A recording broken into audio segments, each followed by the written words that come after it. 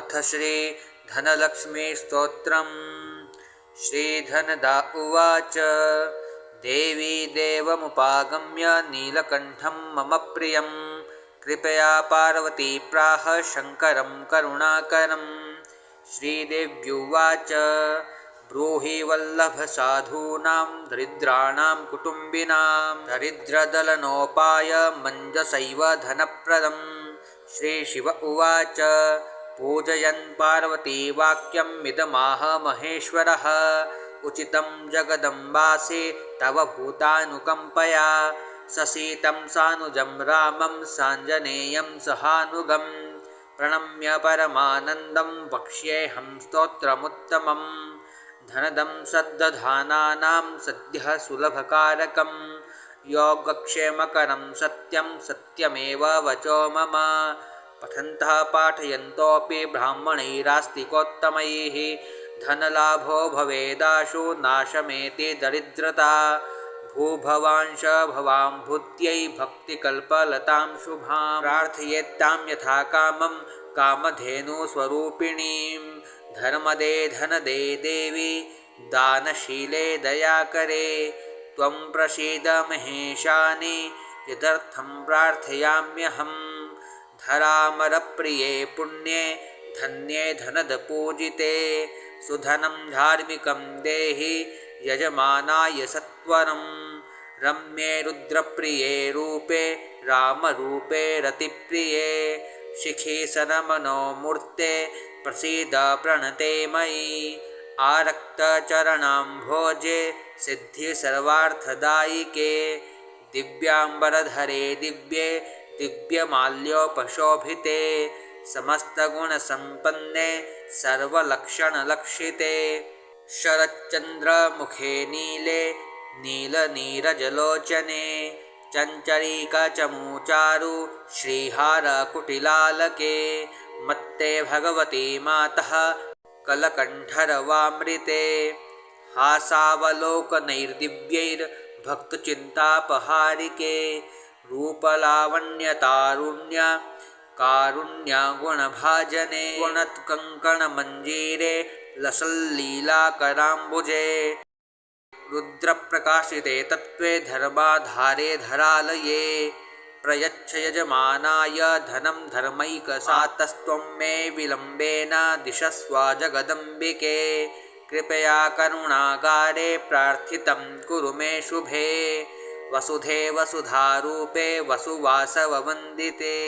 धनदे यजमानाय वरदे वरदा भव ब्रह्मण्यैर्ब्राह्मणैः पूज्ये पार्वती शिवशङ्करे।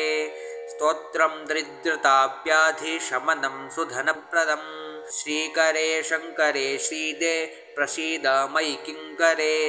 पार्वतीशप्रसादेन सुरेश किङ्करेरितं श्रद्धया ये पठिष्यन्ति पाठयिष्यन्ति भक्तितः सहस्रमयुतं लक्षं धनलाभो भवेद्ध्रुवं। धनदाय नमस्तुभ्यं निधिपद्माधिपाय च भवन्तु त्वत्प्रसादान्मे धनधान्यादिसम्पदः। श्रीधनदा उवाच देवी देवमुपागम्य नीलकण्ठं मम प्रियं कृपया पार्वती प्राह शङ्करं करुणाकरं। श्रीदेव्युवाच ब्रूहि वल्लभसाधूनां दरिद्राणां कुटुम्बिनां दरिद्रदलनोपायमञ्जसैव धनप्रदम्। श्रीशिव उवाच पूजयन् पार्वती वाक्यमिदमाह महेश्वरः उचितं जगदम्बासि तव भूतानुकम्पया ससीतं सानुजं रामं साञ्जनेयं सहानुगं प्रणम्य परमानन्दं वक्ष्येऽहं स्तोत्रमुत्तमम्। धनदं सद्दधानानां सद्यः सुलभकारकं योगक्षेमकरं सत्यं सत्यमेव वचो मम। पठन्तः पाठयन्तोऽपि ब्राह्मणैरास्तिकोत्तमैः धनलाभो भवेदाशु नाशमेति दरिद्रता। भूभवांश भवां भूत्यै भक्तिकल्पलतां शुभां प्रार्थयेत्तां यथा कामं कामधेनुस्वरूपिणीं।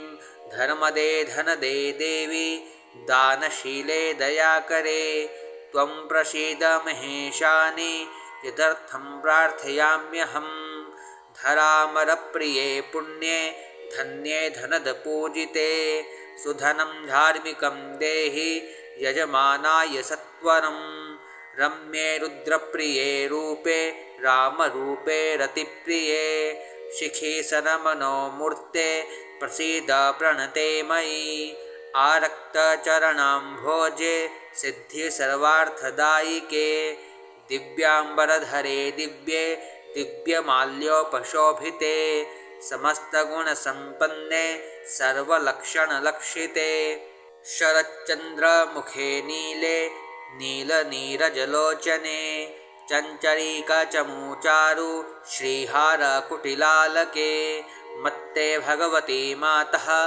कलकण्ठरवामृते हासावलोकनैर्दिव्यैर्भक्तचिन्तापहारिके रूपलावण्यतारुण्य कारुण्यगुणभाजने गुणत्कङ्कणमञ्जीरे लसल्लीलाकराम्बुजे रुद्रप्रकाशिते तत्त्वे धर्माधारे धरालये प्रयच्छ यजमानाय धनं धर्मैकसाधनं मातस्त्वं मे विलम्बेन दिशस्व जगदम्बिके कृपया करुणागारे प्रार्थितं कुरु मे शुभे वसुधे वसुधारूपे वसुवासववन्दिते धनदे यजमानाय वरदे वरदा भव ब्रह्मण्यैर्ब्राह्मणैः पूज्ये पार्वती शिवशङ्करे स्तोत्रं दरिद्रताव्याधिशमनं सुधनप्रदं श्रीकरे शङ्करे श्रीदे प्रसीद मयि किङ्करे पार्वतीशप्रसादेन सुरेश किङ्करेरितं श्रद्धया ये पठिष्यन्ति पाठयिष्यन्ति भक्तितः सहस्रमयुतं लक्षं धनलाभो भवेद्ध्रुवं धनदाय नमस्तुभ्यं निधिपद्माधिपाय च भवन्तु त्वत्प्रसादान्मे धनधान्यादिसम्पदः श्रीधनदा उवाच देवी देवमुपागम्य नीलकण्ठं मम प्रियं कृपया पार्वती प्राह शङ्करं करुणाकरं श्रीदेव्युवाच ब्रूहि वल्लभसाधूनां दरिद्राणां कुटुम्बिनां दरिद्रदलनोपायमञ्जसैव धनप्रदं श्रीशिव उवाच पूजयन् पार्वती वाक्यमिदमाह महेश्वरः उचितं जगदम्बासि तव भूतानुकम्पया ससीतं सानुजं रामं साञ्जनेयं सहानुगं प्रणम्य परमानन्दं वक्ष्येऽहं स्तोत्रमुत्तमं धनदं सद्दधानानां सद्यः सुलभकारकं योगक्षेमकरं सत्यं सत्यमेव वचो मम पठन्तः पाठयन्तोऽपि ब्राह्मणैरास्तिकोत्तमैः धनलाभो भवेदाशु नाशमेति दरिद्रता भूभवांश भवां भूत्यै भक्तिकल्पलतां शुभां प्रार्थयेत्तां यथा कामं कामधेनुस्वरूपिणीं धर्मदे धनदे देवी दानशीले दयाकरे त्वं प्रसीद महेशानि यदर्थं प्रार्थयाम्यहं धरामरप्रिये पुण्ये धन्ये धनदपूजिते सुधनं धार्मिकं देहि यजमानाय सत्वरं रम्ये रुद्रप्रिये रूपे रामरूपे रतिप्रिये शिखि सनमनोमूर्ते प्रसीद प्रणते मयि